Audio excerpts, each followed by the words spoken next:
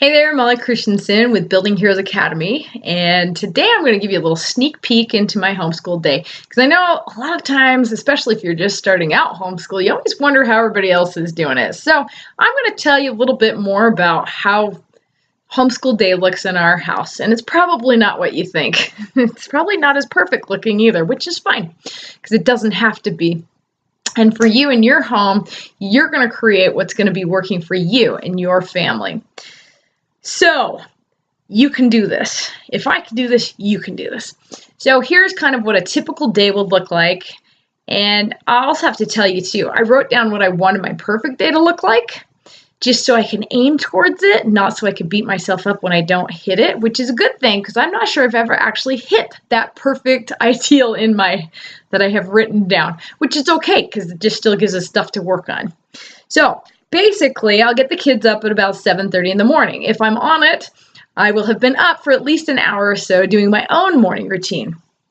You know, that's not always possible, and especially if you've got a new baby or little kids that keep waking you up in the morning, sometimes you just have to adjust that and call it good, you know? There are times and seasons when you can do this. So we get the kids up, it's about 7:30. We do our morning devotional and with the whole family, and then about 8:30, we're eating breakfast. Sometimes I make it, sometimes I don't. Kind of is nice for my kids when I make it because then they feel more grateful.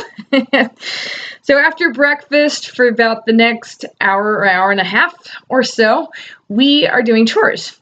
Now, you might think, wow, that's awesome. Your kids do chores. No, that includes a lot of dawdling too. So, you know, we do eventually get it done. So yes, it's not always quite constant, but it usually takes me that long to get all of my stuff done. So as long as they're getting their stuff done by the time I get mine done, then it works, right? So they're usually pretty excited to start school around 10:30 because that's when it's snack time. I used to feel a little guilty for not starting school a little earlier, but I actually found it works quite well to start right around 10:30 because that's about the time they're getting hungry, and then they can eat a snack while we're doing school, and that keeps them busy and their mouths occupied, right? Back to chores too, I was going to mention too. The nice thing is now that my youngest is 7, my kids mostly can pretty much get the whole house clean with their morning cleaning time and chores. So they probably have a lot more chores than a lot of other kids do who have to go off to school. But because they're home, and they're the ones messing it up too, it's great to be able to train your kids to get all the cleaning done. And what I'm doing is maybe some of the other stuff, like I'm washing my laundry. My kids do their own laundry, but I still wash mine and my husband's and the towels and stuff like that. Or maybe I'm working on finances or something in the morning or whatever. So there's still things I've got to be doing to run the household. Anyway, so now we get to our homeschool time. And so the kids are eating their snacks, and I will do a read aloud with them. And then I will also do some lessons from the Building Heroes Academy curriculum. And it doesn't take very long. We homeschool for about an hour or so. Sometimes it's less, sometimes it's more.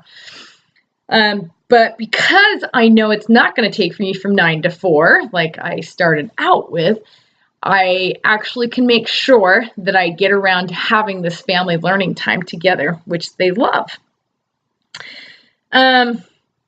Okay, so we do the lessons, and then we'll do the hands-on stuff. Maybe we'll create some art project or play a game or whatever, and that's fun.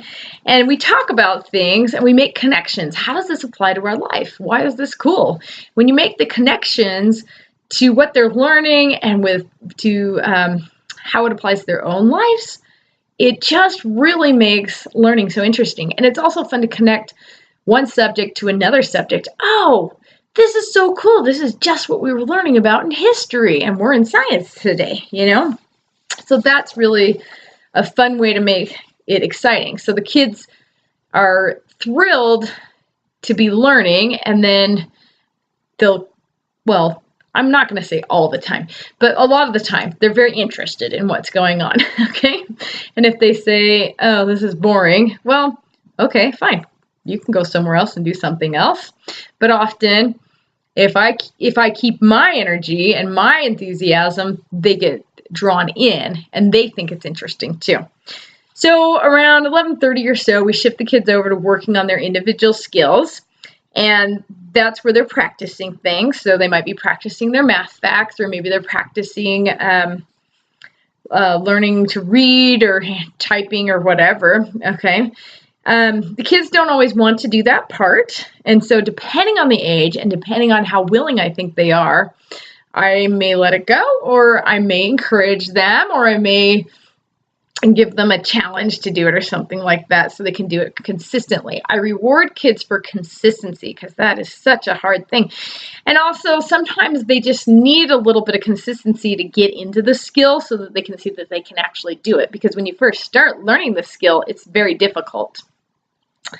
So after that, we have lunch, we clean up after lunch, and then we have free time. And free time is super important because kids really need to play and explore in order to make sense of their world, that they are still totally learning after or while they're playing. Okay. In fact, if you've ever watched them play, you learn a lot of things about how you are. Okay. They do have boundaries though. There's only certain things they can do. They can't get on the screens unless they need it to use it as a tool or for something, but it's going to be pretty rare for the younger kids. And they also need to ask first if they're going to do something really messy so that I can make sure that I'm going to remind them to clean it up afterwards. Okay. I do find that if I allow too much media, it starts becoming the focus of their life and they can't think of anything else to do. They have lost their creativity. And so that's no good either.